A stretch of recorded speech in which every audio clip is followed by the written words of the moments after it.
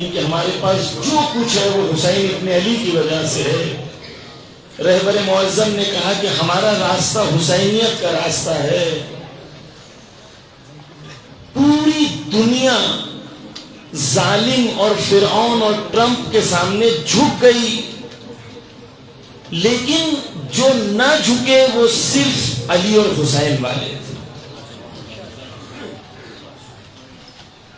ہم آج سمجھنے کی کوشش کریں گے کہ پوری دنیا جس کے سامنے جھک جاتی ہے، کیوں کربلا والے اس کے سامنے نہیں جھکتے؟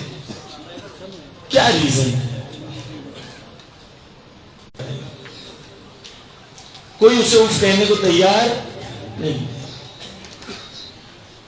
عربوں کے درمیان آتا ہے اور عربوں کے درمیان آ کے وہ کہتا ہے کہ مجھے یہ چاہیے، مجھے $1 ٹریلین چاہیے، فلاں چاہیے۔ عرب سجدہ کرنے کو تیار ہو جاتے ہیں، اور ان کے درمیان ایک گیم چلتا ہے جسے کہتے ہیں کون سب سے بڑا ذلیل۔ سعودی نے کہا کہ بھائی میں $1 ٹریلین دوں گا، تو قطر کہتا ہے 1.5 دوں گا، تو دوسری کنٹری کہتی ہے میں پلین بھی دوں گا۔ یعنی ان کے سامنے یہ ثابت کرنے کو تیار تھے کہ میں تجھ سے بڑا ذلیل ہوں۔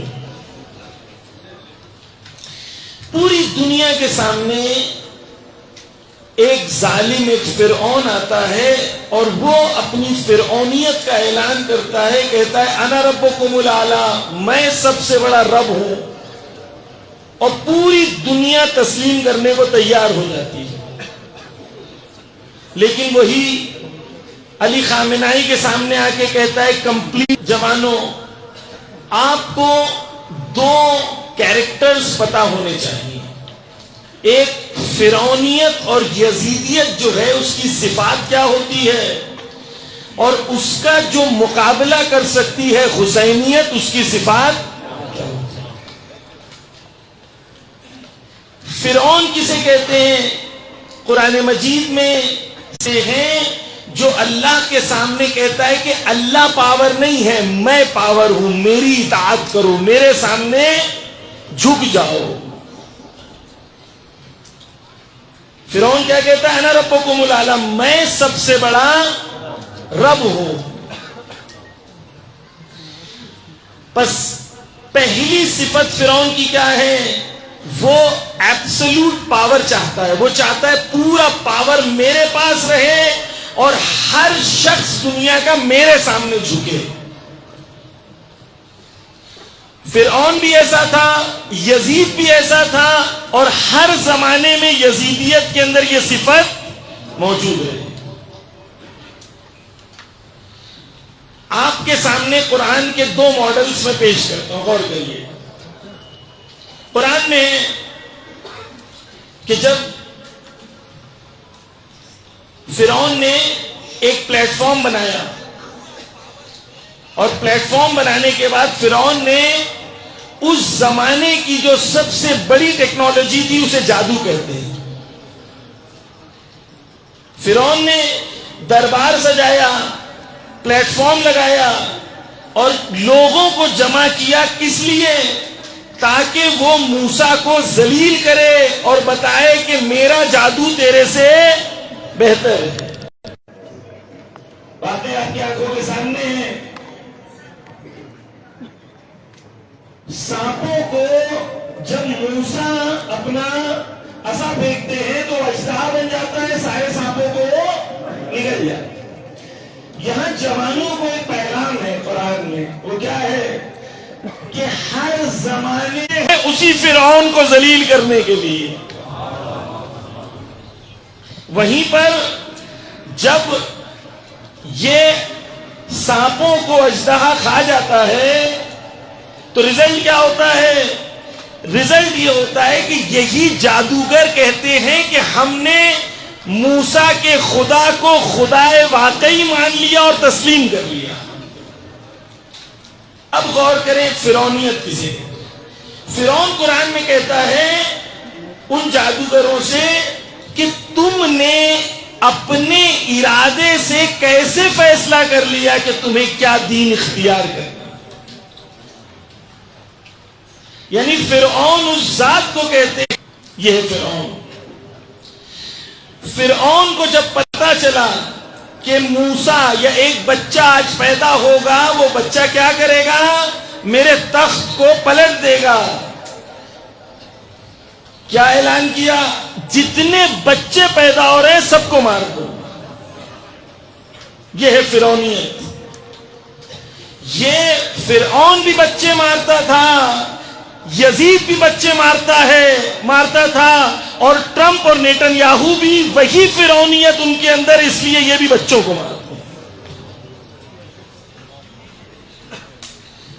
فرعون نے ایبسولوٹ پاور چاہتا ہے کہ آپ کے پاس اختیار نہیں ہونا چاہیے، کوئی اختیار آپ کے پاس نہیں ہونا چاہیے. ہر اختیار جو آپ کے پاس ہے وہ میں بولوں گا ویسا ہونا چاہیے. یہ ہے فرعونیت. قرآن مجید میں ہے کہ فرعون سے موسیٰ کے ایک صحابی نے کہا کہ تم اس دنیا میں تو اپنی طاقت اور اختیار کو تو استعمال کر لو گے، لیکن اس دنیا میں کیا ہوگا؟ تو یعنی فرعون کہہ رہا ہے کہ فرعونیت جب ہوگی تو آپ اور میں وہی چیز دیکھیں گے جو چیز اسے صحیح لگ رہی ہوگی. اسے میڈیا کہتے ہیں. وہ چیز جو مجھے صحیح لگ رہی ہے وہی بتا رہا ہوں میں. پھر فرعون کہتا ہے قرآن میں کہ میں سبیل الرشاد کی طرف لوگوں کو دعوت کر رہا ہوں. کس کی طرف؟ وہ راستے کی طرف جو کامیابی کا راستہ ہے. بس فرعون کیا کر رہا ہے؟ فرعون اپنے کو جو اس کو صحیح لگ رہا ہے وہ آپ کو صحیح دکھا رہا ہے میڈیا میں، اور جو صحیح لگ رہا ہے وہی آپ کو بتا رہا ہے کہ یہی راستہ کامیابی کا راستہ ہے. بس یہاں پر ہمیں فرعون کی کچھ صفتیں سمجھ میں آئی. ایک، فرعون ایبسولوٹ پاور چاہتا ہے. دو، فرعون آپ کے ارادے پہ بھی آپ کا کنٹرول چاہتا ہے. ایسا نہیں ہو سکتا کہ فرعون کو صرف آپ مان لو، نہیں، فرعون چاہتا ہے آپ وہی عمل کو انجام دیں جو فرعون چاہتا ہے. تین، فرعون آپ کو وہ چیز دکھائے گا جو اسے صحیح لگ رہی ہے، اور اسے آپ کو ایسا دکھائے گا کہ وہ حق کا راستہ ہے. آج کی فرعونیت کے اندر بھی یہ تمام صفتیں پائی جاتی ہیں. اب غور کریں، جب کسی کے پاس بہت طاقت ہوتی ہے تو اسے کیا لگتا ہے؟ میرے پاس طاقت ہے تو سامنے والے کو جھک جانا چاہیے. فرعون کے لیے یہ تصور کرنا کہ میرے پاس اتنی طاقت ہے پھر بھی نہیں جھک رہا، یہ اس کے لیے تصور کرنا پاسبل، کیونکہ اس کا تصور کیا ہے کہ جس کے پاس بھی طاقت ہوگی اس کے سامنے دنیا جھکے گی. اس لیے فرعون کے لیے امپاسبل ہے تصور کرنا کہ میرے پاس طاقت، میرے پاس دولت، میرے پاس حکومت، میرے پاس آرمی، میرے پاس ٹیکنالوجی، پھر بھی موسیٰ کیوں نہیں جھک رہا. یہ فطرت فرعون ہے. ایک آخری چیز فرعون کی بتاؤں گا، پھر انشاءاللہ حسینیت کی طرف آؤں گا. غور کریے، قرآن میں ہے کہ فرعون کیا کرتا ہے؟ فاستخف قومہ. فرعون جس سماج کو، جس قوم کے مقابل میں آتا ہے اس قوم کو ہلکا کر دیتا ہے، سبک کر دیتا ہے. یعنی کیا؟ یعنی اس قوم کے ویلیو سسٹم کو تباہ کر دیتا ہے، عورتوں کو بے حیا کر دیتا ہے. جس سماج کے اندر مرد بے غیرت ہو جائیں، عورتیں بے حیا ہو جائیں، وہ سماج فرعون کے سامنے آسانی سے تسلیم ہو جائے. یعنی فرعون کیا کرتا ہے؟ قوموں کے ویلیو سسٹمز کو تبدیل کر دیتا ہے. عزیزان گرامی، بس یہ فرعونیت ہے. اور فرعونیت کیا چاہتی ہے؟ فرعونیت چاہتی ہے کہ آپ اور میں جتنے دنیا میں انسان ہیں وہ تسلیم ہو جائے فرعون کے سامنے. اب حسینیت کیا ہے یہ آپ کے سامنے پیش کرتا ہوں. عزیزان گرامی غور کریے. جب فرعون نے بیعت، یا حسین سے یزید نے بیعت مانگی، تو امام حسین نے کیا کہا؟ مثلی لا یبایع مثلا، مجھ جیسا یزید جیسے کی بیعت. یہ نہیں کہا امام حسین نے میں یزید کی بیعت نہیں کروں گا. کیوں؟ کیونکہ امام حسین آنے والی نسلوں کے لیے پیرامیٹر سیٹ کرنا چاہتے تھے کہ ہر زمانے میں فرعونی اور یزیدی بھی ہوگا، ہر زمانے میں حسینی بھی ہوگا، اور جو حسینی ہوگا کبھی بھی یزیدی کی بیعت. مثلی لا یبایع مثلا، یہ پیرامیٹر سیٹ کیا امام حسین نے. اب آپ لوگ الحمدللہ رہبر کے عاشق ہیں، رہبر سے محبت کرتے ہیں. کیوں کرتے ہیں؟ اس لیے کیونکہ وہ شیعہ ہے، آپ بھی شیعہ ہیں. اگر ایسا ہوتا تو آذربائیجان میں 95% شیعہ ہیں. آپ ایران سے اس لیے محبت کرتے ہو کیونکہ شیعہ ہے، تو آپ کو آذربائیجان سے بھی محبت کرنی چاہیے تھی. لیکن آذربائیجان میں 95% شیعہ ہیں، لیکن کیونکہ وہ آذربائیجان اسرائیل کا ساتھ دیتا ہے تو ہم آذربائیجان پہ شیعہ ہونے کے باوجود لعنت بھیجتے ہیں. اب ہمیں سمجھ میں آیا کہ ہم ایران سے اس لیے محبت نہیں کرتے کیونکہ وہاں شیعہ ہیں، بلکہ اس لیے محبت کرتے ہیں کیونکہ وہاں حسینی کردار نظر آتا ہے.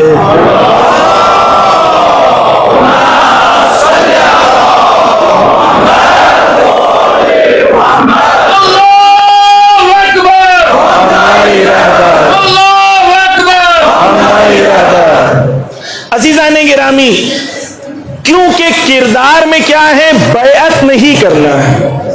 آج کی دنیا میں، پوری دنیا میں مسلمان ہیں. کیوں ایسا ہے کہ جہاں پر حسینیت ہے وہیں پر ہم دیکھتے ہیں کہ لوگ بیعت نہیں کر رہے ہیں؟ کیا ریزن ہے؟ سید حسن نصر اللہ کی شہادت ہوئی تھی تو سید وہ مقام پہ تھے کہ اپنی زندگی کا آخری سپیچ کا آخری جملہ ان کا کیا تھا؟ کہا تھا پھر ملیں گے شہداء کے خون کے ساتھ.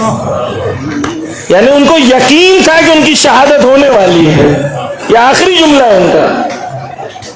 سید نے کیا کہا؟ سید نے کہا کہ جو آپشن ان عرب بادشاہوں کے پاس ہے سیم آپشن میرے پاس بھی ہے. وہ کیا ہے؟ ظالموں کے سامنے سر جھکا لینا اور ذلیلوں کی طرح زندگی بسر کرنا. لیکن میں حسین ابن علی کا ماننے والا ہوں جس نے میدان کربلا میں کہا کہ نہ میں بزدلوں کی طرح میدان چھوڑ کے بھاگوں گا اور نہ غلاموں کی طرح بیعت کروں گا.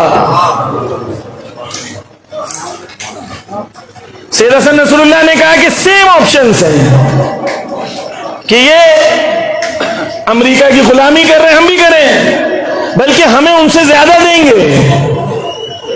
آپشنز آئے تھے بالکل کھل کے. لیکن انہوں نے کہا جو حسین کے پاس آپشن تھا وہی آپشن میرے پاس بھی تھا. دو راستے تھے. قد رکزنی بین اثنتین بین السلۃ والذلہ وحیحات من الذلہ.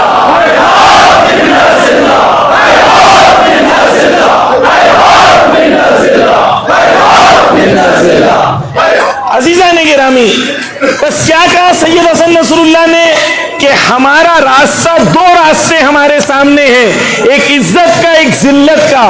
عزت کا راستہ شہادت کا راستہ ہے، اور ذلت کا راستہ ظالم کے سامنے تسلیم ہو جانا ہے۔ اور حسینیت سے ممکن نہیں ہے کہ ذلت حسینیت قبول کرے، اس لیے جانتے ہوئے کہ شہادت ملے گی، سید حسن نصر اللہ نے شہادت کو قبول کیا۔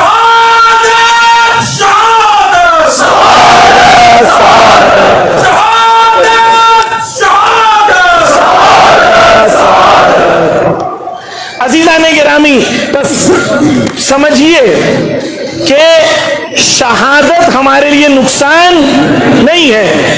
ہمارے سے جوان آ کے پوچھتے ہیں مولانا سید حسن نصر اللہ شہید ہو گئے، اگر رئیسی شہید ہو گئے، رہبر شہید ہو گئے، کب تک ہم شہادتیں دیں گے؟ شہادت پہلی بات مرتبہ بڑا بلند ہے، انسانوں کی اندر سب سے بلند مرتبہ خدا نے کسی کے لیے رکھا ہے تو شہیدوں کے لیے رکھا ہے۔ دوسری چیز، شہادت سے قومیں کمزور نہیں ہوتی، قومیں مضبوط ہوتی ہیں۔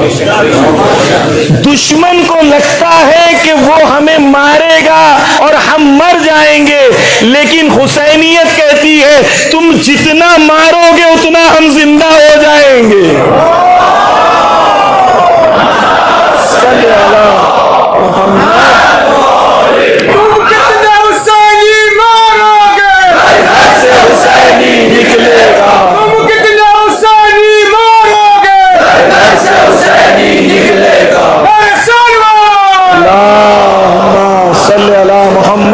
محمد۔ عزیزان گرامی، دو راستے ہیں، ایک ذلت کا راستہ ہے، ایک عزت کا راستہ ہے، اور انسان اپنے اختیار سے ذلت کا راستہ بھی قبول کرتا ہے، عزت کا راستہ بھی قبول کرتا ہے۔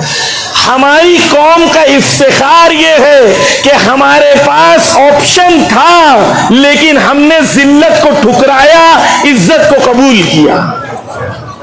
چوائس تھی، ایسا نہیں کہ چوائس نہیں تھی، بس یہ دو راستے کل بھی تھے اور یہ دو راستے آج بھی۔ آپ غور کریے اس بات کی طرف عزیزان گرامی کہ دو فطرتیں ہیں، اور ایک فطرت فرعون کی ہے جس میں وہ کہتا ہے کہ ممکن نہیں ہے کہ میں نے ابراہیم لنکن لے کے آ گیا ہوں، میں دنیا کی سب سے بڑی نیوی لے کے آ گیا، میرے پاس دنیا کے سب سے بڑے ویپنز موجود ہیں، میں نے گھراؤ کر دیا۔ وٹکوف سے کہتا ہے مجھے سمجھ میں نہیں آتا یہ ڈرتے کیوں نہیں ہے، کاش تو نے ایک بار کربلا پڑھ لی ہوتی تو تجھے سمجھ میں آتا حسینی کبھی ڈرتے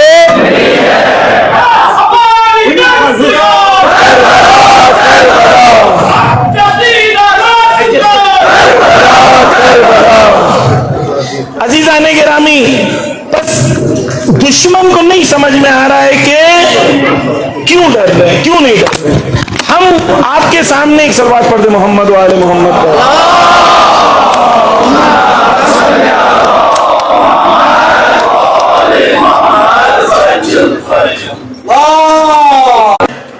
اور یہ امریکہ اور اسرائیل کے جو غلام عرب بادشاہ ہیں، ہماری ان سے یہ مشکل نہیں ہے کہ یہ ولایت کو نہیں سمجھتے، بلکہ ہمارا یہ یقین ہے کہ یہ تمام عرب بادشاہ ولایت چھوڑو، یہ توحید کو نہیں سمجھتے۔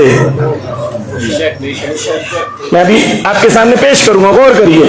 نہیں ہے، اور جو زبان سے تو کہتا ہے اللہ سپر پاور ہے، لیکن عمل میں جب امریکہ کو سپر پاور سمجھتا ہے تو اسے یا علی مدد تو شرک نظر آتا ہے، لیکن یا ٹرمپ مدد شرک نظر نہیں آتا۔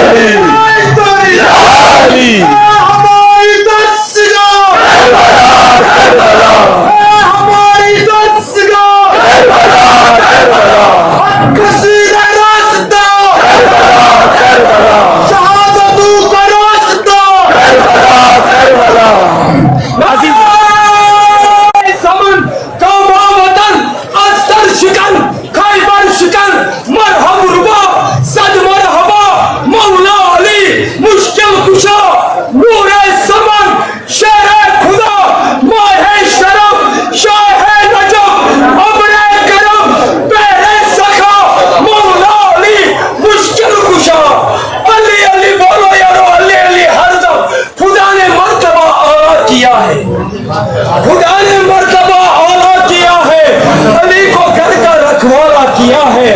امام علی علیہ السلام صلوات پوچھے محمد و آل محمد۔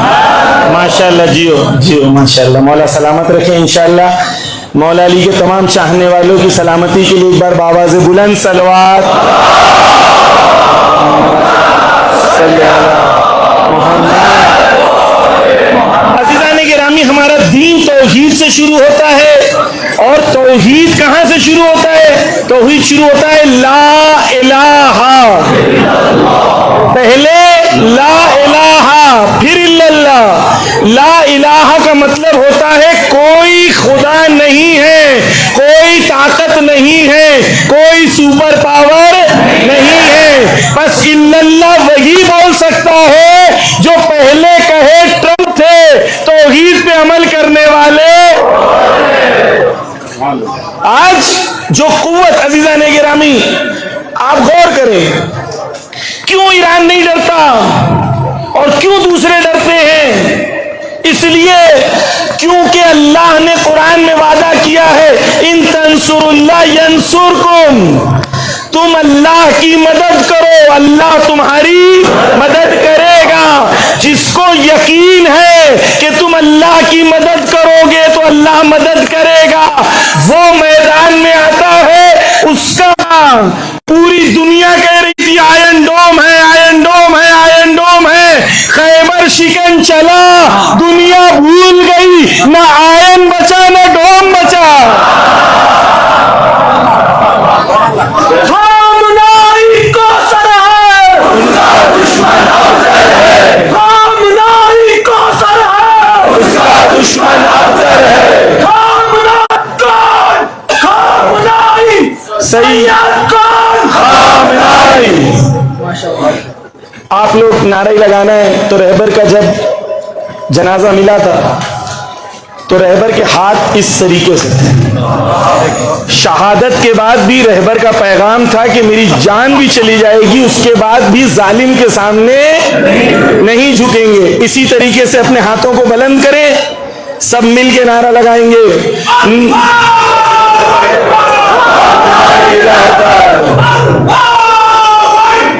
ہماری رہبر زندہ ہے، زندہ ہے،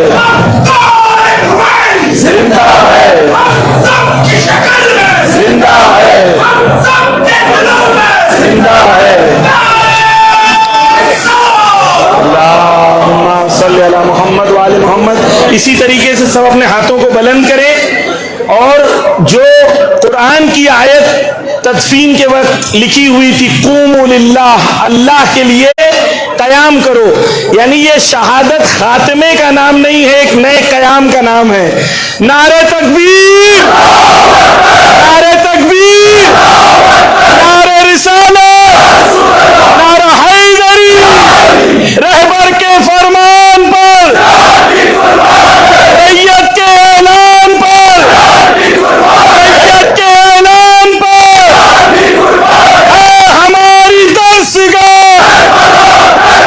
اے ہماری درسگاہ، عزتوں کا راستہ، شہادتوں کا راستہ، شہادتوں کا راستہ، ہاتھ پہ نزل، ہاتھ پہ نزل، لبیک یا حسین، لبیک یا حسین، لبیک یا خامنئی، لبیک یا خامنئی۔ محمد و عزیزان گرامی، ہم توحید کو مانتے ہیں، اور غور کریے گا یہ بات بھی ہم مانتے ہیں کہ ہم قرآن کی آیت کی طرح ہمارا کام صرف پھینکنا ہے، لگنا اللہ کا اڑی۔ ایک $20,000 کا شاہی ڈرون تھا، 4 میزائل $1 ملین کی مارنے کے لیے آگے بڑھی، شاہد ایسے اڑا اور ایسے جا کے مارا۔ یہ بتایا کہ دیکھو بڑے بڑے ہاتھ ہاتھیوں کو مارنے کے لیے ابابیل کے چھوٹے چھوٹے کنکر کافی ہوتے ہیں.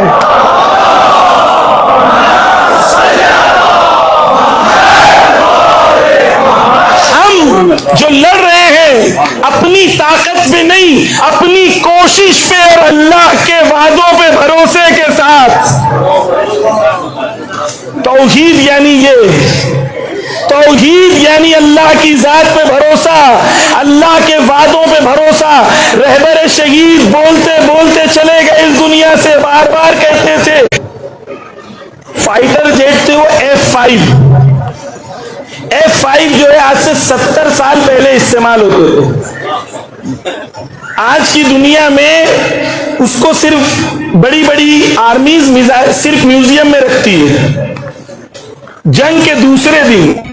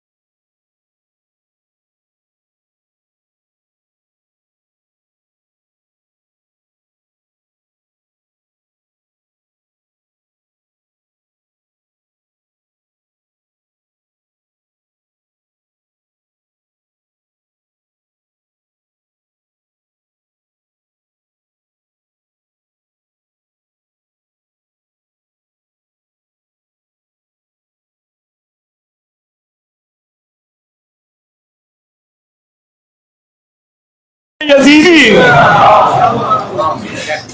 جو اس وقت حسینیت کے ساتھ نہیں ہے وہ سارے یزیدی ہیں، اس میں کوئی شک نہیں.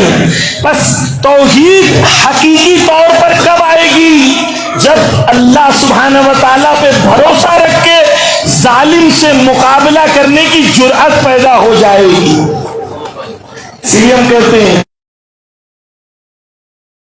کہ خوف صرف خدا کا ہے. کربلا یہ درس دیتا ہے کہ میرے دل سے ہر خوف دور ہو جاتا ہے کیونکہ میں کربلا کا ہوں. اب بنیادی طور پر پہلی چیز عزیزان گرامی جو آپ کے اور میرے لیے یعنی اللہ پر بھروسہ. اللہ جھوٹے وعدے نہیں کرتا. اللہ نے کہا مدد کروں میں کرے گا. تم سچا باقی رہو اللہ مدد کرے گا. بزنس نیکی سے کرو، حرام سے دور رہو، اللہ مدد کرے گا. توحید یعنی یہ اللہ مدد کرے گا. یقین رکھو اللہ کی ذات پہ. دوسری چیز عزیزان گرامی، دنیا میں موت کے دو تصور ہیں. ایک موت کا مطلب خاتمہ ہے، مر گیا ختم ہو گیا. اور ایک موت کا مطلب ہے اگلی زندگی کی شروعات۔ کربلا والوں سے ہم نے جو سیکھا ہے وہ یہ سیکھا ہے موت خاتمے کا نام نہیں ہے۔ قاسم سے پوچھا بتاؤ موت کیسی؟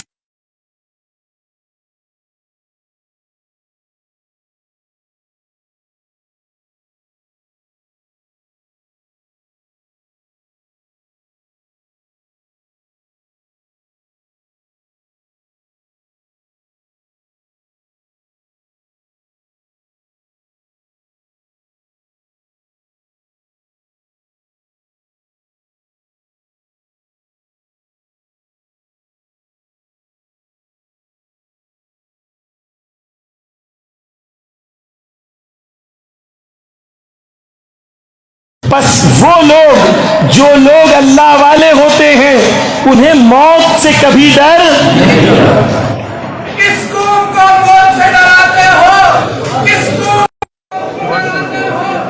کروڑوں کے دیوانے ہوتے تو شاید ڈر جاتے، کروڑوں کے دیوانے ہوتے تو شاید ڈر جاتے، لیکن ہم ولایت علی کا اقرار کرتے ہیں۔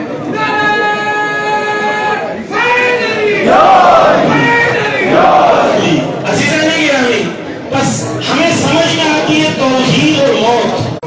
تمنا کیوں نہیں جھکے رہے؟ عزیزان گرامی، ہم کہتے ہیں کیا لیو لائک علی ڈائی لائک حسین۔ علی خامنہئی کا گھر جب دیکھا میں نے مشہد میں تو وہ شخص جس کا بیٹا 2 بار کنٹری کا پریزیڈنٹ رہ چکا ہے، ولی جب وہ کنٹری کے پریزیڈنٹ تھے اور وہ کنٹری کے پریزیڈنٹ ہونے کے باوجود ایران عراق کی جنگ چل رہی تھی، اس جنگ کے اندر ایران میں تیل کم تھا، اس تیل کم ہونے کے باوجود وہ ڈبہ لے کے لائن میں کھڑے رہتے تھے اور لائن میں کھڑے رہ کے تیل بھر کے لاتے تھے۔ کیوں؟ علی خامنہئی نے کہا شہید نے کہ اس گھر کی تعریف یہ نہیں ہے کہ یہ میرا گھر ہے، بلکہ اس گھر کی تعریف یہ ہے اس میں 2 ایسے مومن رہتے تھے کہ جس کا بیٹا پریزیڈنٹ تھا لیکن 8 سال میں ایک سفارش نہیں کی۔ وہی چھوٹے سے گھر میں رہ کے دکھایا۔ کیا دکھایا؟ یہی دکھایا کہ دیکھو علی کی سیرت پہ چلنا اس زمانے میں بھی ممکن ہے۔ کوئی یہ نہیں کہہ سکتا کہ علی کی طرح چلنا ممکن نہیں ہے۔ علی خامنہئی نے چل کے دکھایا، ان کے بابا نے چل کے دکھایا۔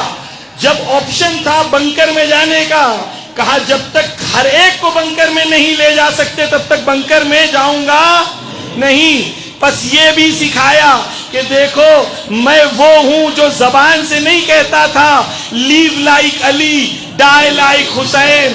علی کی طرح غلامی میں زندگی گزار کے دکھائی اور حسین کی طرح پیاس کے عالم میں شہادت قبول کر کے دکھائی۔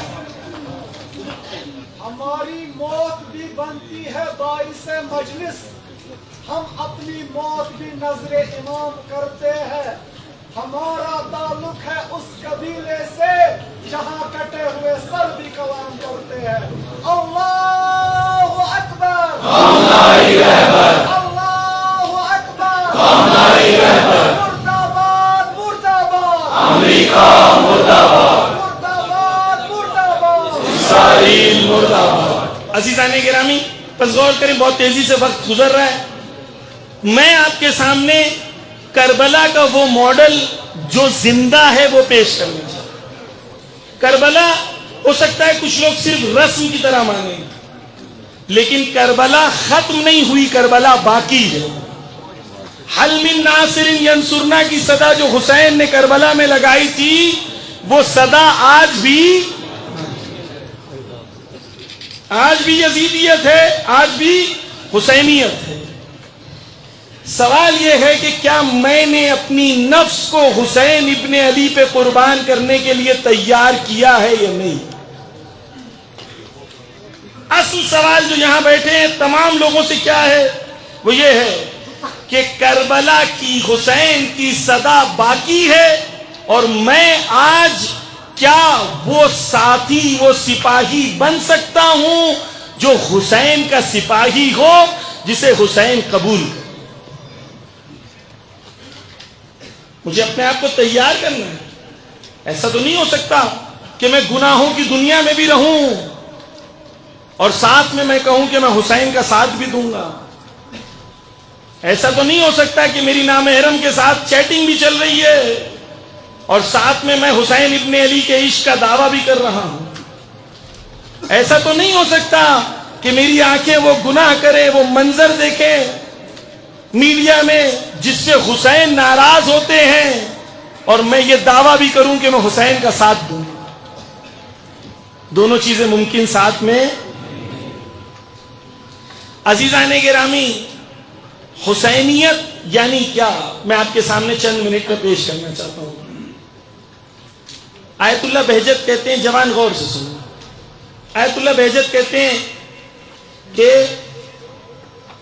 میرے نزدیک امام حسین علیہ السلام پر گریہ کرنا سب سے بڑی عبادت ہے، حتیٰ نماز شب سے افضل.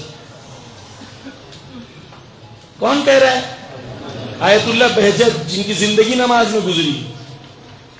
وہ کیا کہتے ہیں؟ وہ کہتے ہیں جب انسان روتا ہے تو اس کا جسم اب سرکار نہیں ہوتا، اس کی روح حسین سے متصل ہوتا.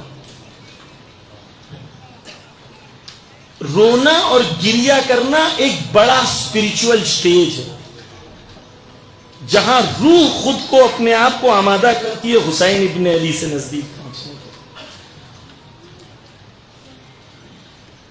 حدیث ہے، اس حدیث میں کہا گیا ہے کہ جو لوگ کہتے ہیں یا لیتنی کنت معکم فافوز فوزا عظیما، روز قیامت ان کو ایسا اٹھایا جائے گا جیسے ان کے جسم پر خون کے دھبے ہوں. پوچھا گیا کہ کس کے خون کے دھبے ہیں؟ کہا کہ اس کو ایسا اٹھایا جائے گا کہ روز قیامت اس نے حسین ابن علی کے ساتھ لڑائی کی ہو ظالم کے مقابلے. یعنی اصحاب حسین کے ساتھ اٹھایا جائے گا. جوانوں، کیا یہ ممکن ہے کہ مجھے حسین کے ساتھ کربلا میں اٹھایا جائے؟ اچھا، اگر یہ آفر امام حسین مجھے دے رہے ہیں تو کون سی ایسی چیز ہے جو مجھے یہاں تک پہنچنے سے روک رہی ہے؟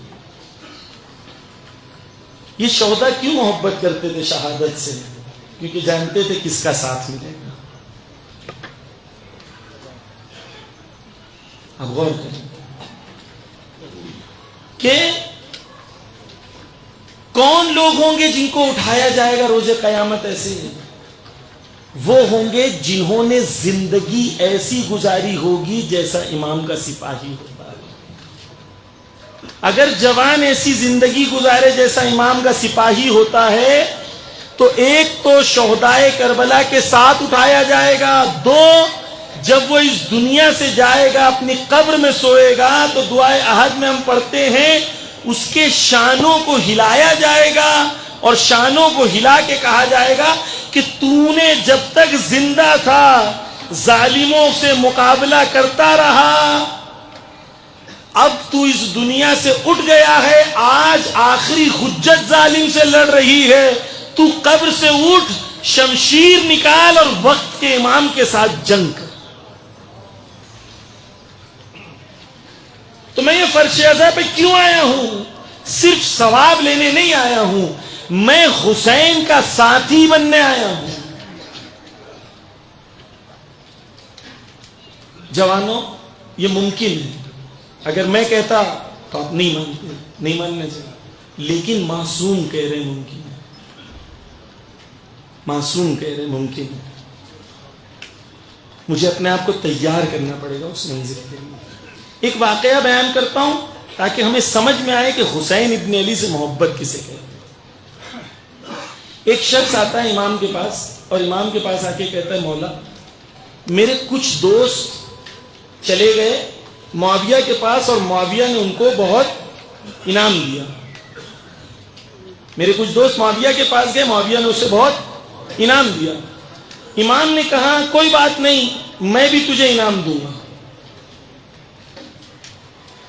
حسینیت یعنی اتنا یقین حسین پر ہو کہ جتنا معاویہ دے سکتا ہے اس سے زیادہ حسین دے سکتا. جس کو یہ یقین ہوتا ہے وہ کبھی بھی یزیدیوں کے دربار میں جا کے ہاتھ ماتھا.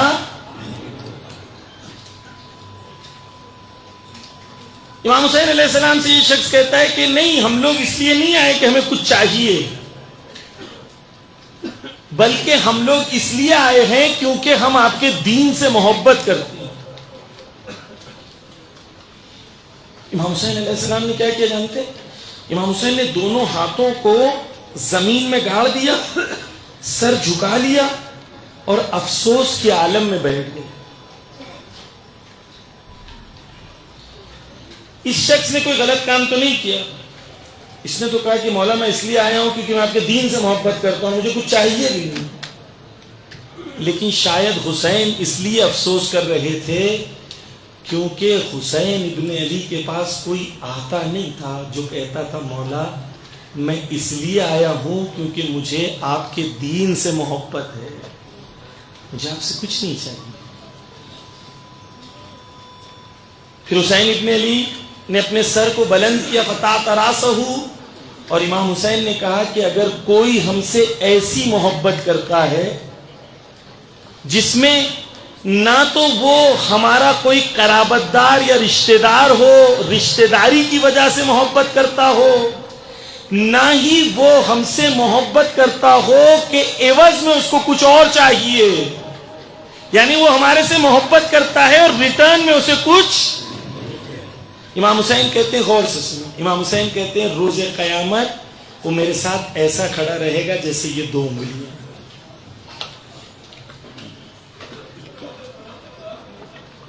روز قیامت کچھ لوگ حسین کے ساتھ ایسے کھڑے رہیں گے جیسے یہ 2 انگلیاں. کون ہے وہ؟ جو حسین سے ایسی محبت کریں گے جس محبت میں میں آیا ہوں خود کو قربان کرنے کے لیے، مجھے ریٹرن میں کچھ نہیں چاہیے. وہ کریم ہے، وہ عطا کریں گے، وہ ان کا کام ہے، لیکن میری توقع نہیں ہے کہ مجھے کچھ چاہیے. یہ ہے کربلا. کربلا میں کوئی نہیں آیا جس نے حسین کو کہا کہ مولا مجھے یہ چاہیے. کربلا وہ آئے جو حسین سے پوچھ رہے تھے بتاؤ مولا آپ کو کیا چاہیے. کربلا عاشقوں کی جگہ ہے، تاجروں کی جگہ کوئی نہیں ہے. آپ دیکھیں کربلا میں امام حسین علیہ السلام روز عاشور کھڑے ہیں، ایک بچہ آتا ہے امام حسین کی ابا کو اس طریقے سے کھینچتا ہے. امام حسین نیچے دیکھتے ہیں کون ہے، تو دیکھتے ہیں کہ ایک بچہ ہے 12 سال کا، عبداللہ ابن جندب کا بیٹا. جندب شہید ہو گئے. یہ چھوٹا بچہ امام کو ہاتھوں کو جوڑ کے کہتا ہے مولا شہید ہونا چاہتا ہوں، مولا میں شہید ہونا چاہتا ہوں. امام حسین پلٹ کے کہتے ہیں جا تو پلٹ جا، تیری ماں کے لیے تیرے بابا کا غم کافی. ہاتھ جوڑ کے کہتا ہے مولا میری ماں نے ہی مجھے تیار کر دیا. یہ کربلا. یہاں لوگ شہادت کو طلب کر رہے تھے، یہاں کوئی اور چیز کی تمنا نہیں تھی سوائے اس کی کہ خود کو وقت کے امام پر قربان کر. کربلا یعنی یہ اپنی نفس کو اتنا تیار کرو کہ خود کو قربان کر دو.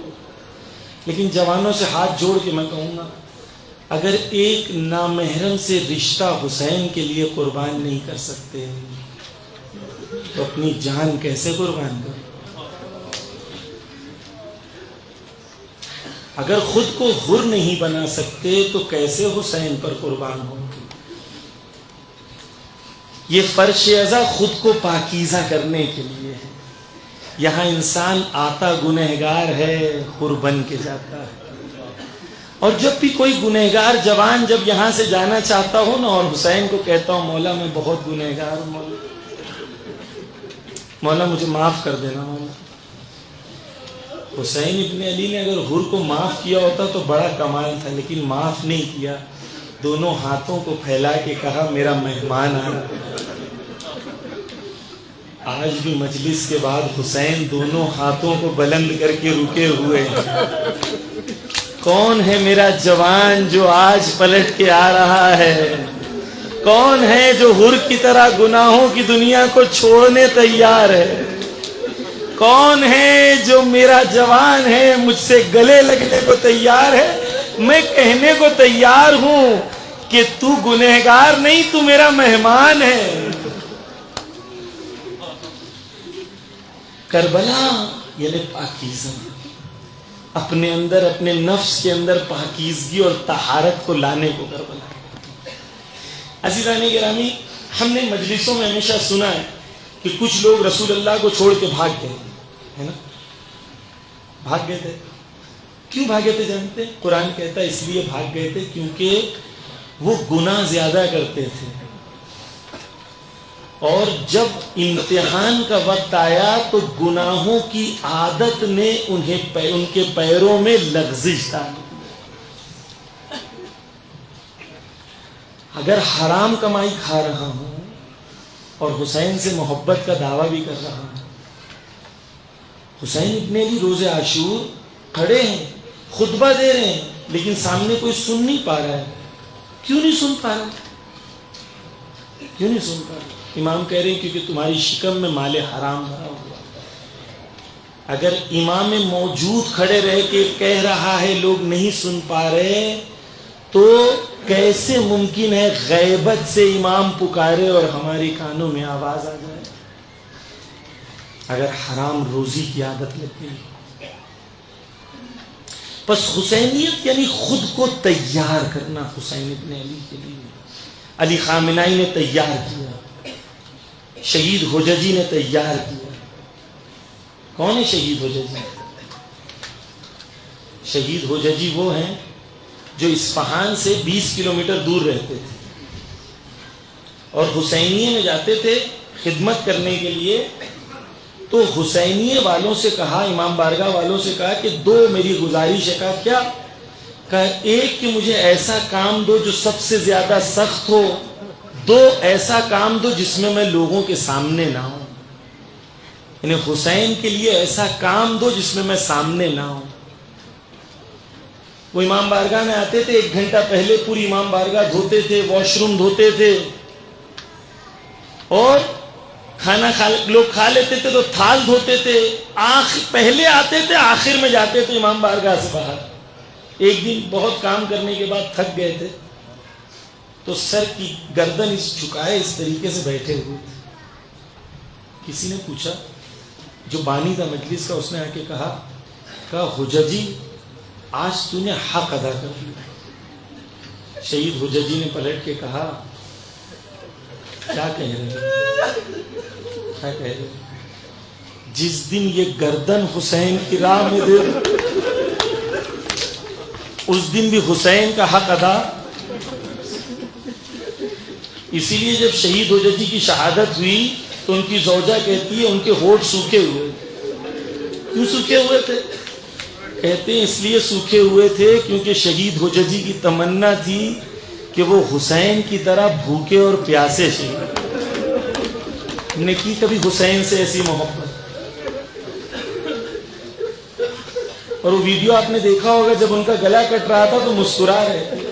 ان کی زوجہ کہتی ہے جانتے ہیں کیوں مسکرا رہے تھے؟ کیونکہ انہوں نے زندگی پاکیزہ اس لیے گزاری تھی کیونکہ ان کی ایک تمنا تھی کہ موت کے وقت حسین کی زیارت. کہہ رہے ہیں اس کا گلا کٹ رہا تھا لیکن وہ مسکرا رہے تھے کیونکہ حسین کی زیارت کر رہے تھے. کچھ لوگ اس دنیا میں ایسے ہیں کہ ان لوگوں نے اپنے آپ کو اس طریقے سے تیار کیا ہے. آج دیکھیں لبنان میں بم گرا اور بم گرنے کے بعد ایک عورت ہے، اس کی 3 بیٹیاں شہید ہو گئی. تین ہی بیٹیاں تھی، سب شہید ہو گئی، ماں بھی شہید ہو گئی، یہ زندہ تھی، اس کو خروش بھی نہیں.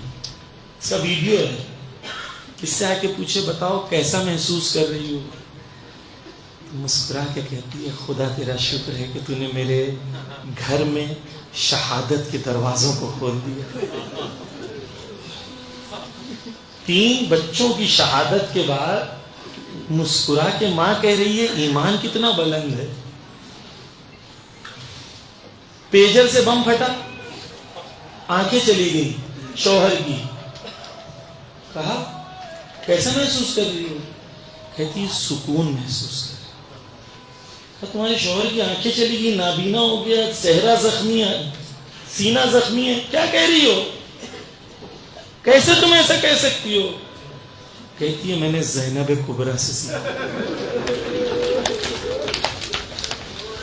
میں نے زینب کبریٰ سے سیکھا ہے کہ سب کچھ دینے کے بعد جب دشمن نے پوچھا بتاؤ کیسا لگ رہا ہے، کہا ما رأیت الا جمیلا، میں نے خدا کے جمال کے سوا کربلا میں اپنے شوہر کی آنکھیں دینے کے بعد خدا کے جمال کو دیکھ رہی ہوں. آج یہ مائیں موجود ہیں، یہ جوان موجود ہیں. ہماری طاقت وہ میزائل نہیں ہے، ہماری طاقت یہ ایمان ہے، جذبہ شہادت ہے، جذبہ کربلا ہے، جذبہ زینبی ہے، جذبہ حسینی ہے. اور آپ یہ نہیں سوچئے کہ صرف شیعوں کے اندر ہے. میں آپ کو مثال دیتا ہوں. ایک شخص تھا جس کا نام عبداللہ تھا. آپ نے ویڈیو دیکھا ہوگا کہ جب غازہ میں اس کے گھر پہ بم گرا تو اپنی بیٹی کو اس طریقے سے سینے پہ لے کے سویا ملبے کے درمیان. 4 دن تک اس کی بیٹی اس کے سینے پہ تھی، اس کو پتا نہیں ہے میری بیٹی زندہ ہے یا مر گئی. جب ملبے سے نکالا گیا تو پتا چلا سب شہید ہو گئے، صرف عبداللہ زندہ ہے. کچھ دنوں کے بعد میرے ایک دوست 40 میں کربلا میں تھے، وہ ایک موقف میں دیکھ رہے تھے کہ عبداللہ زائرین کے پیر دبا رہا ہے. تب سمجھ میں آیا کہ یہ بچے نہیں ہیں، اسے حسین نے بچایا ہے. میرے دوست نے جا کے ان سے پوچھا عبداللہ ہم اتنی شہادتیں دیکھتے ہیں ہم بہت مایوس ہو جاتے ہیں، تم مایوس نہیں ہوتے؟ کہتا ہے کہ ہماری قوم نے ارادہ کیا ہے کہ ہماری زندگی سے امت مسلمہ بیدار نہیں ہو رہی تھی، تو ہم نے حسین ابن علی کی راہ پہ چلتے ہوئے شہادت کا راستہ اختیار کیا ہے تاکہ ہمارے خون سے امت مسلمہ بیدار ہو سکے.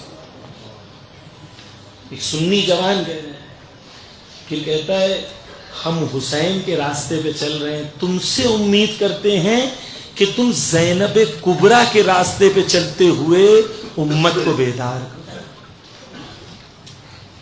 بس عزیزان گرامی، ہم جس راستے پہ چل رہے ہیں یہ راستہ کربلا کا راستہ ہے، آج بھی باقی ہے، اور یہ راستہ پاکیزگی کا راستہ ہے، یہی راستہ کامیابی کا راستہ ہے. اس میں قربانیاں دینی ہیں کیونکہ ہم ظہور کے متمنی ہیں. ہم ہر قسم کی قربانی دیں گے تاکہ ظہور ہو. یہ قربانی ہدیہ ہے ظہور کے لیے. تو کوئی بھی قربانی بڑی قربانی نہیں ہے کیونکہ ہمارا ہدف بہت بڑا ہے، ہدف ظہور ہے. بس عزیزان گرامی، یہاں تک میں نے دوسری بات کو ختم کیا. وقت کیونکہ مجھے ایک ہی مجلس پڑھنی ہے، تھوڑا سا میں آپ سے وقت لوں گا. جو یہاں کے کربلائی بننے کے لیے جوانوں کے اندر کیا عنصر ہونے چاہیے، کچھ دیر میں آپ کے سامنے پیش کرنا چاہتا ہوں. ایک صلوات کا سہارا دے محمد و آل محمد پر.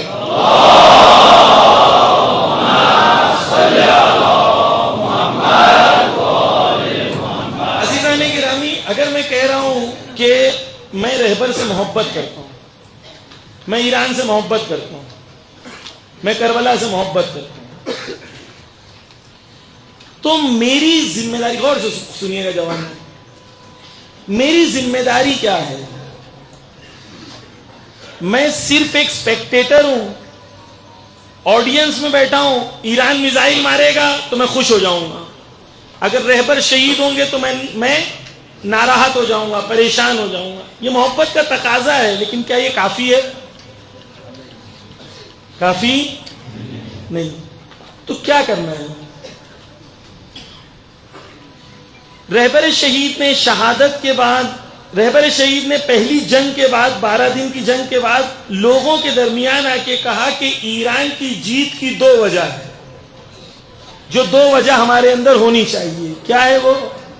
کہا ایک ایمان اور ایک علم. کیا ہے؟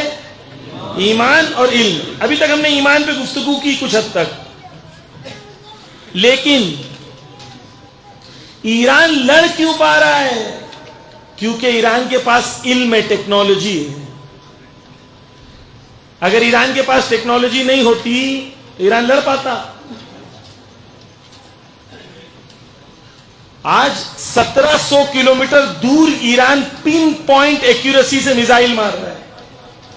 آج نیو یارک ٹائمز میں امریکنز کہہ رہے ہیں کہ ان کے پاس جو ٹیکنالوجی ہے خود کی ہے، رشیا اور چائنا سے نہیں لی، انہوں نے خود وہ ٹیکنالوجی بنائی ہے.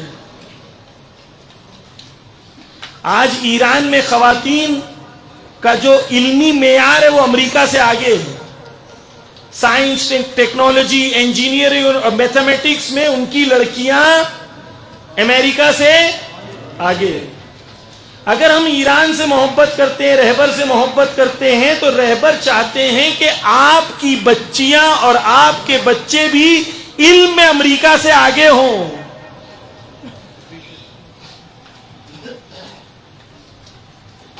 ایران آپ کے لیے اگر ماڈل ہے تو صرف نعرے لگانے میں ماڈل نہیں ہونا چاہیے، دشمن سے مقابلے کے طریقے میں بھی ماڈل ہونا چاہیے. میں ایران سے محبت بھی کرتا ہوں، اور رہبر جوانوں سے کہتے ہیں کہ میں تم سے توقع کرتا ہوں کہ علم کے میدان میں تم آگے بڑھو. میں کیوں آگے نہیں بڑھوں؟ ایران سے محبت اور رہبر سے محبت صرف چپیا لگا لینا اور نعرے لگا دینا نہیں ہے، سیرت پہ چلنا، جو راستہ رہبر بتا رہے ہیں اس پہ چلنا. ایک عزیزان گرامی، الحمدللہ پچھلے 10 سالوں میں کشمیر میں جوان جو ہے علم کی طرف ان کی رغبت بڑھی ہے، لیکن کافی. ایک چھوٹا سا گاؤں ہے جونپور کے پاس، چھوٹا سا گاؤں، اس گاؤں سے 47 IAS آفیسر ہیں، ایک چھوٹے سے گاؤں سے. ہمارے پاس کتنے ہیں؟ ہماری کتنی % پاپولیشن اس وقت نیٹ کے ایگزام کلیئر کر رہی ہے؟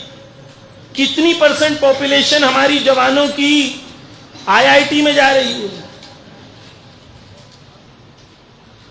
اگر آپ رہبر کی بات مان رہے ہو تو رہبر نے اور ایران نے ایک ماڈل دیا ہے کہ آپ سب سے زیادہ تعلیم یافتہ قوم بنو، تب لوگوں کو لگے گا کہ ہاں آپ ایران کو فالو کریں. ایک چیز انشاءاللہ، کیونکہ وقت نہیں ہے اس کے بارے میں، ایک حدیث صرف بول کے اگلے پوائنٹ کی طرف. مولا علی کہتے ہیں العلم سلطان، علم طاقت ہے. العلم سلطان، علم طاقت. من بجدہ سال بہ، جس نے علم حاصل کیا وہ غالب ہوگا. من لم یجدہ سیل علیہ، جس نے علم حاصل نہیں کیا دوسرے اس پر غالب ہو جائیں گے. بس 2 راستے ہیں، اگر علم ہے تو تم غالب، اور علم نہیں ہے تو دشمن تم پر غالب. کوئی تیسری پوزیشن. اگر ہم آج غالب ہیں مطلب علم ہمارے پاس ہے، غالب نہیں ہے مطلب علم ہمارے پاس. وہ قوم جس کی پہلی قرآن کی آیت ہے اقرا، پڑھو، وہ قوم کا علمی معیار آج کیا ہے؟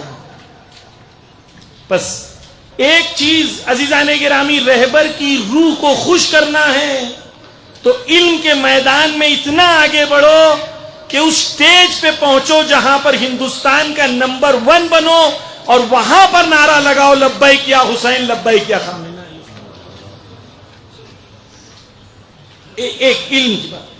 عزیزان گرامی، دوسری بات، ہمارے یہاں ہم رہبر سے محبت کرتے ہیں. رہبر کے بیٹوں کی شادی کیسے ہوئی؟ رہبر کی بیٹیوں کی شادی کیسے ہوئی؟ سادگی سے. ہماری شادیاں ایسی کیوں ہیں؟ ہم نے کس سے سیکھا؟ مولا علی سے، رسول اللہ سے، اہل بیت سے، علماء سے، عرفاء سے. کہاں سے سیکھا ہم نے یہ شادی کا کانسیپٹ؟ آج اسٹیٹسٹکس کیا بتا رہے ہیں؟ کشمیر میں شادیاں لیٹ ہو رہی ہیں. 30+ ایوریج ایج ہے. کون ذمہ دار؟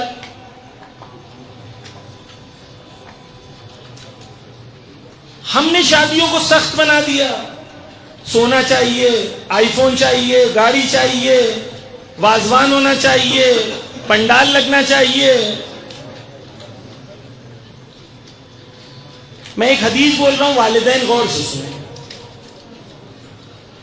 کچھ لوگوں کو روز قیامت ان کے نام اعمال دکھائے جائیں گے. جب نام اعمال دکھائے جائیں گے تو وہ بہت سارے نام اعمال میں گناہ دیکھ کے کہیں گے یہ گناہ میں نے نہیں کیا ہے. چپ بدل گئی تو وہاں فرشتے کہیں گے یہ نیٹ کا ایگزام نہیں ہے جو پیپر لیک ہو جائے. فرشتے کہیں گے، غور کریے جو والدین غور سے سنیے، فرشتے کہیں گے یہ وہ گناہ ہیں جو تم نے نہیں کیا، تمہارے بچوں نے کیا ہے، کیونکہ تم نے صحیح وقت پہ ان کی شادی نہیں کرائی. ان کے گناہ تمہارے نام اعمال میں لکھے جائیں. آج کوئی فرق نہیں پڑتا، 30 سال کا ہو گیا گناہ کر رہا ہوگا، گناہ کر رہی ہوگی، مجھے کوئی فرق نہیں پڑتا. لیکن جب تک میرا سٹینڈرڈ پورا نہیں ہوگا جب تک میں شادی نہیں کروں. یعنی گناہ ہوتا رہے، مجھے فرق. عزیزان گرامی، دین کا مطلب ہے اس کلچر کو، اس ویلیو سسٹم کو فالو کرنا جو اللہ رسول اور اہل بیت نے بتایا ہے. حضرت فاطمہ زہرا کی جب شادی ہوئی، صلوات پڑھتے ہیں ان کی ذات مقدس،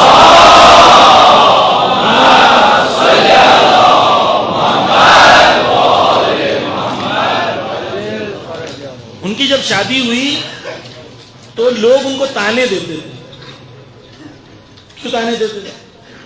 اس لیے تانے دیتے تھے، کہتے تھے کس فقیر سے شادی کر لی، تیرے پاس تو بڑے بڑے قبیلوں کے سرداروں نے شادی کا آفر دیا. بی بی نے کہا میں نے ایمان دیکھ کے شادی کی. ہم میں سے کتنے ہیں جو اپنی شادی یا اپنے بیٹا بیٹی کی شادی یہ کہہ کے کہہ سکتے ہیں کہ میں نے ایمان دیکھ کے شادی کی؟ ہمارے یہاں تو جب تک گورنمنٹ جاب نہیں ہوگا جب تک شادی نہیں کرے گی.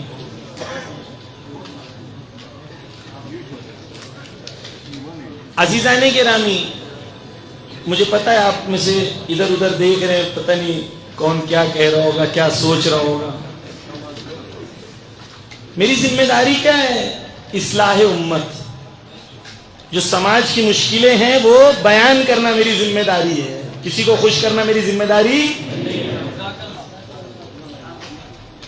یہ شادیوں کا سسٹم آپ کے جوانوں کو گناہوں کی دنیا میں ڈھکیل رہا ہے.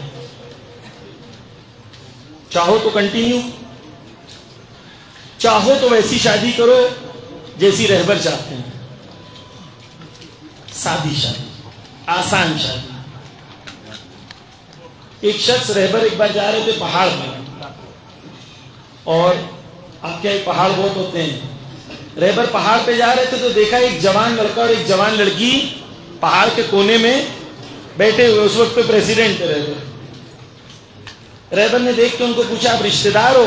کہا نہیں ہم رشتہ دار نہیں. کہا ایک دوسرے کو پسند کرتے ہو؟ کہا ہاں. اب سوچو ہم لوگ کیا کوئی مولانا ہوتا تو کیا بولتا.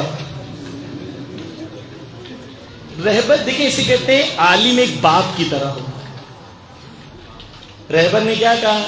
رہبر نے کہا کہ دیکھو میرے بچوں، اگر تم دونوں نکاح پڑھ لو نا تو یہیں پر ساتھ میں بیٹھنا عبادت ہو جائے گا. اور اگر تم نکاح پڑھنا چاہتے ہو تو یہ سیکرٹری ہے، اس کو نمبر لو، اپنے والدین سے بات کرو، مجھے کال کرو، میں تمہارا نکاح پڑھوں گا. دو بے دین کو رہبر کے ایک ایکشن نے دیندار بنا دیا. وہ لوگوں نے کہا بے دین تھے، لیکن رہبر کی یہ رفتار نے ہمیں بچی ہوئی زندگی دیندار بنا دی. یہ ہے دین. رسول اللہ کے پاس ایک عورت آتی ہے، عورت آ کے کہتی ہے مسجد نبوی میں رسول اللہ صحابیوں کے ساتھ بیٹھے ہیں، وہ آگے کہتی ہے یا رسول اللہ، کیا؟ میں شادی کرنا چاہتی ہوں. آپ سوچو آج ہماری مسجد میں کوئی لڑکی آ کے بول دے میں شادی کرنا چاہتی ہوں تو کیا ہوگا؟ بیچاری کو کفر کا فتویٰ لگ جائے گا، وہ 100 سال تک گھر سے باہر نہیں نکل پائے گی بیچاری. رسول اللہ نے کچھ نہیں کہا. رسول اللہ نے کہا نیچرل سی بات ہے، جوان ہے، اس کو شادی کی ضرورت ہے، اس میں کیا بری بات ہے؟ ہماری پرابلم ہے کہ جو بری بات ہوتی ہے اس کو ہمیں بری لگتی، اور جو دین جائز کہتا ہے وہ ہمیں بری لگتی ہے. رسول اللہ نے کہا کوئی بات نہیں. ایک صحابی سے پوچھا تم شادی کرنا چاہتے ہو؟ کہا ہاں. ہاتھ بلند کیا. لمبا شارٹ میں بتا رہا ہوں. وہ صحابی کہتا ہے میرے پاس کچھ ہے نہیں. رسول اللہ نے کہا کون کہتا کچھ نہیں ہے؟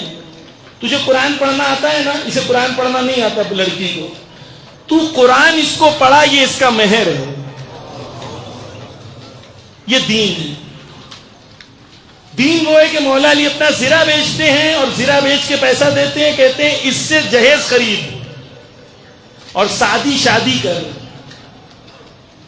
عزیزان گرامی، ایران اور رہبر سے محبت کا مطلب یہ ہے کہ ہمارا کلچر اسلامک ہونا چاہیے، ہمارا کلچر دینی ہونا چاہیے. آج جوانوں کے لیے شادی ایک مشکل ہے. ہم جوانوں کے ساتھ بیٹھتے ہیں، بات کرتے ہیں، ہمیں پتہ ہے. جو بزرگان ہیں ان سے ہاتھ جوڑ کے کہوں گا آپ کے زمانے میں گناہ کرنا بہت ڈیفیکلٹ تھا، آج گناہ کرنا بہت آسان ہے. جلدی شادی کریں، شادی کو آسان بنائیں. اور جو امیر ہیں ان سے گزارش ہے ہاتھ جوڑ کے کہ آپ پیسے والے ہیں تو زندگی میں شادی اپنے بچے کی شادی کریں، تاکہ غریب جب آپ کی شادی میں آئے تو غریب دیکھ کے اسے شرم نہیں آئے خود شادی کرنے میں. وہ یہ کہے کہ یہ امیر ایسی کر سکتا ہے تو میں بھی کر سکتا. یہ دین ہے. اگر ماننا ہے تو یہ دین ہے، وگرنہ عزیزان گرامی یہی گناہوں کا دور چلتا رہے گا. والدین چاہیں تو روک سکتے ہیں. آخری چیز بیان کر رہا ہوں، جلدی شادی کرائیں، سادہ شادی کرائیں اور پڑھائی بھی کریں. یہ کیسے ہو سکتا ہے؟ عزیزان گرامی، کیا شادی کے بعد پڑھائی نہیں ہو سکتی؟ کیا بہو پڑھائی نہیں کر سکتی؟ اگر آپ کی بیٹی پڑھ سکتی ہے تو بہو کیوں نہیں پڑھ سکتی؟ پڑھ سکتی ہے نا. شادی کے بعد ہسبینڈ وائف دونوں پڑھیں، دونوں گریجویٹ بنے، دونوں ماسٹرز بنے، دونوں اپنی کوالیفیکیشن حاصل کریں. پھر اس کے بعد جو اپنی نسل کو آگے بڑھانا ہے وہ کوالیفیکیشن کے بعد کریں. اسلام نے اجازت دی ہے. ہمارے دین نے ہر مشکل کا حل پیش کیا ہے. سوال یہ ہے کہ ہم دین پہ عمل کرنا چاہتے ہیں یا؟ آیت اللہ مجتبیٰ خامنہئی رہبر معظم کی بیوی، ان کی ایک فرینڈ کہتی ہے کہ میرے ساتھ وہ یونیورسٹی میں پڑھتی تھی، اس نے 1 سال کا گیپ لیا. کیوں گیپ لیا؟ پڑھائی کرنے کے درمیان گھر پہ ولادت ہونے والی تھی، زائمان ہونے والا تھا، تو 1 سال کا گیپ لیا، پھر یونیورسٹی کنٹینیو کی. اگر آپ کے رہبر کی بیوی یہ کر سکتی ہے تو آپ کی بیوی کیوں نہیں کر سکتی؟ آپ کی بہو کیوں نہیں کر سکتی؟ عزیزان گرامی، میں اپنی بہنوں کے لیے آپ سے ایک گزارش کرنا چاہتا ہوں. آیت اللہ سید علی خامنہئی شہید کہتے ہیں کہ اپنی بہنوں کو، اپنی بیٹیوں کو پڑھاؤ. اگر تم اپنی بیٹیوں کو نہیں پڑھا رہے ہو تعصب کی وجہ سے تو گناہ کر رہے ہو. بیٹی اگر ٹیلنٹڈ ہے، بیٹی میں ٹیلنٹ ہے پڑھائیں. بیٹی سے میں یہ کہنا چاہوں گا کہ بیٹی اگر ماں باپ نے تجھ پر بھروسہ کیا ہے تو تجھے ہاتھ جوڑ کے میں کہوں گا کہ ماں باپ کے بھروسے کو نہ توڑنا. کالج اور یونیورسٹی میں ایسے جانا جیسے کنیز فاطمہ جاتی ہے. کہیں کوئی اف نہ کہے کہ یہ فاطمہ کے ماننے والے ہیں. دیکھو کیسے پڑھائیں اپنے بچوں کو علم کے میدان میں آگے لے کے, خصوصاً اپنی بچیوں کو, کیونکہ ان میں ٹیلنٹ زیادہ ہوتا ہے, ڈیڈیکیٹڈ زیادہ ہوتی ہیں. ابھی پورے انڈیا میں ہم لوگ سفر کرتے ہیں, ہم لوگوں کا پرسنل ایکسپیرینس جو ہم دیکھتے ہیں وہ آپ کو بتا رہے ہیں. بس عزیزان گرامی, آپ کی زحمت کو میں نے تمام کیا. آج کی دنیا میں لبنان میں خواتین ایکٹیو ہیں. لبنان میں جو گروہ ہے وہ کیسے کامیاب ہے؟ کیونکہ ان کا لیڈیز ونگ بڑا مضبوط. ایران میں 140 دن ہو گئے, سب سے زیادہ جو راستے پہ لوگ آتے ہیں وہ لیڈیز اور خواتین ہیں. اس وقت دینی جذبہ خواتین میں بہت ہے.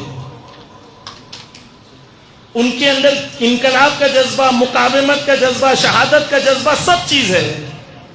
بس ہمیں ضرورت ہے کہ خواتین کو بھی سوسائٹی میں انٹیگریٹ کریں انشاءاللہ, کیونکہ وہ مضبوط قوم بنتی ہے. 50% لیڈیز ہیں ہمارے وہاں, وہ مضبوط تو قوم مضبوط. امام خمینی نے کیا کہا کہ مائیں دو میں تمہیں انقلاب دوں گا. بس آخری جملہ کہ لبنان میں یا ایران میں ایک ماں تھی, ایک ٹیچر تھی. میناب میں گیا تھا, میں نے وہاں دیکھا جیسے یہ بلڈنگ ہے عزیزان گرامی, ایسے 3 فلور کی ایک بلڈنگ تھی, 2 یا 3 فلور کی میناب کی اسکول. یہ بلڈنگ میں پلر ہے, دیکھ رہے ہیں آپ پلر, جو ستون ہوتا ہے یہ بڑا مضبوط ہوتا ہے. لیکن جب امریکہ نے بم مارا تھا تو یہ ستون بھی پگھل گیا. اب سوچیں وہ 168 بچیوں کا.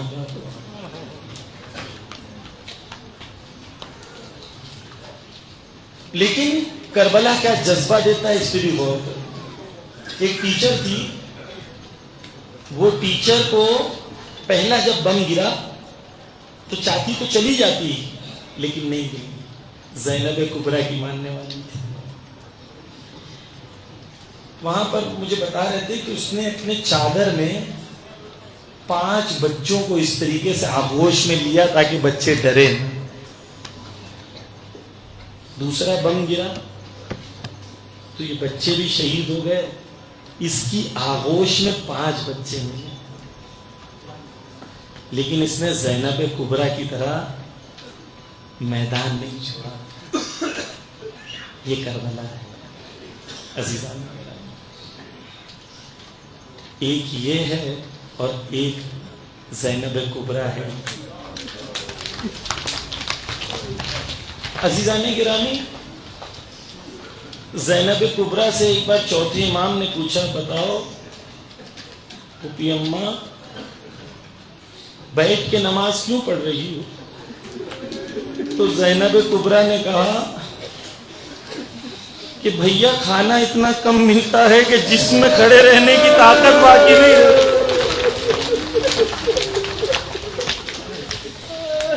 ہر بات ہے ایسا, یہ زینب کبریٰ ہے. عباس کو زینب کی چادر پہ بڑا افتخار تھا. جب مدینہ سے نکلی تھی تو عباس نے اعلان کیا تھا, جہاں تک نگاہیں ہیں وہاں تک دور ہو جاؤ, زینب آ رہی ہے. میں ہاتھ کو جوڑ کے کہوں گا, عباس یہ تو مدینہ ہے, یہ رات کی تاریکی ہے. عباس آپ کی غیرت گوارا نہیں کر رہی. اب آئے مسجد کوفہ میں. مسجد کوفہ میں بیویوں کو اس طریقے سے میں مسجد میں داخل کیا گیا کہ رسن بندھے تھے. ایک بیوی دوسرے بیوی کے پیچھے چھپنا چاہ رہی ہے تاکہ نجس نگاہیں نہ پڑے. علماء کہتے ہیں یہ رسن جو بندھے تھے, ایک چھوٹی बच्ची भी थी जिसका नाम सकीना था, उसका गला बंधा था, जैसे ही चलते थे कहती थी आहिस्ते चलो। अरबाब आज़म मस्जिद कूफा है, मस्जिद कूफा में बीबियां नहीं चाह रही कि कोई नजिस निगाहें मुझे देखे। उतने में एक मलून कहता है सुना है अली की बेटी आई है, सुना है अली की बेटी आई है। एक मलून इशारा करता है ये है ज़ैनब, वह सब नजिस निगाहें ज़ैनब की तरफ पलटी। हाय सैयदे सज्जाद, कैसे ये देखा होगा। अरबाब आज़म, हाँ ज़ैनब कुबरा एक मंजिल से गुजरती है, जब शाम आता है अहले हरम को रुकाया जाता है। कहा बताओ कि क्यों रुका रहे हो। कहा कि ऐलान किया जा रहा है इस गली में यहूदी रहते हैं, वहां ऐलान किया जा रहा है जिसको अली से बदला लेना हो, अली की बेटियां गुजर रही है।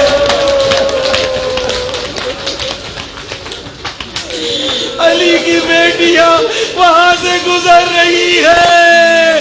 ये मलून छत पे आते हैं, कोई पत्थर मारता है तो कोई गर्म पानी फेंकता है।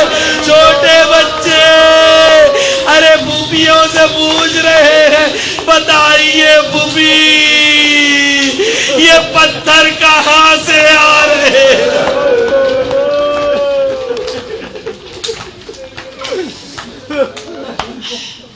अल्लाह ज़ालिमीन। या अल्लाह बहक़ मोहम्मद व आले मोहम्मद इस हकीर सी इबादत को तेरी बारगाह में मकबूल फरमा। दुनिया में जहाँ कहीं मुहिब्बान अहले बैत है उनकी जान माल इज्जत आबरू की हिफाजत फरमा। या अल्लाह बहक़ मोहम्मद व आले मोहम्मद रहबर मुअज़्ज़म का साया हमारे सरों पे कायम व दायम रख। पकान कितनी आधार वाना कितनी जवान जनाब सकीना